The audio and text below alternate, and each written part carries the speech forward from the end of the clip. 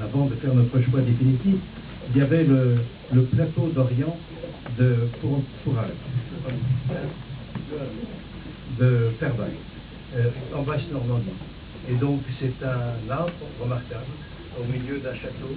On a l'impression que le château a été disposé autour de l'arbre et qu'il lui fait un hommage. Et d'une certaine façon, ce château, c'est comme un observatoire sur la plus belle chose qui soit, la croissance des arbres suivant les siècles. Donc c'est tout à fait remarquable, on a hésité. Et vraiment, je pense que je demanderai d'ailleurs si les personnes qui sont directement concernées par ce château et ce platane. Il y a aussi très très lointain le figuier maudit du Petit Canal en Guadeloupe. Et donc c'est une histoire.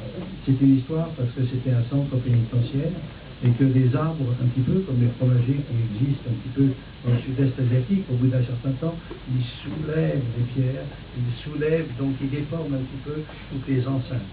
Et donc ça, c'est un rapport qui était une petite histoire qui fait qu'il y avait un prisonnier qui a pensé à planter cet arbre, pensant qu'un jour, les pierres seront soulevées, peut-être qu'il pourrait se frayer un chemin. Donc, il n'a pas vécu suffisamment longtemps.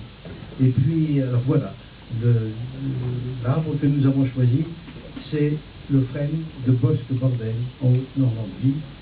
Non, ça c'est une histoire qui mérite véritablement une attention. C'est un petit garçon qui s'appelle Gaston et qui habite donc en Basse-Normandie. Gaston, et il a un arbre, pas très joli, mais qui est tellement sympathique. Et donc ça a été son refuge, ça a été sa petite maison. Et avec sa camarade, sa famille, il allait s'y réfugier et il se sent bien. Donc je pense que cette initiative, avoir une conscience de la biodiversité à son âge, c'est tout à fait remarquable. Donc je pense qu'on voulait saluer son effort et son amour qu'il avait pour certains. Et puis il y a le chêne de Saint-Simon qui est dans le centre et qui a eu le prix du jury. Voilà, cet arbre aussi, vous savez, on peut dire qu'il y a des personnes de temps en temps qui ont perdu leur vigueur, qui ont perdu de leur éclat parce qu'elles ont un certain âge. Ben oui, mais la tendresse aussi, ça existe sur les visages et sur la nature qui a un peu vieilli. Et là, l'arbre, il est un peu défait, mais il y a une puissance de vie à l'intérieur.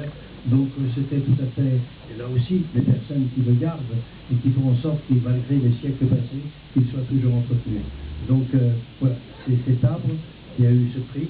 Mais je voudrais peut-être, s'il y a des personnes qui sont responsables du platane d'Orient, et puis aussi du figuier maudit du Petit Canal, vous pouvez venir parce qu'ils ont fait un travail, non, ils sont là.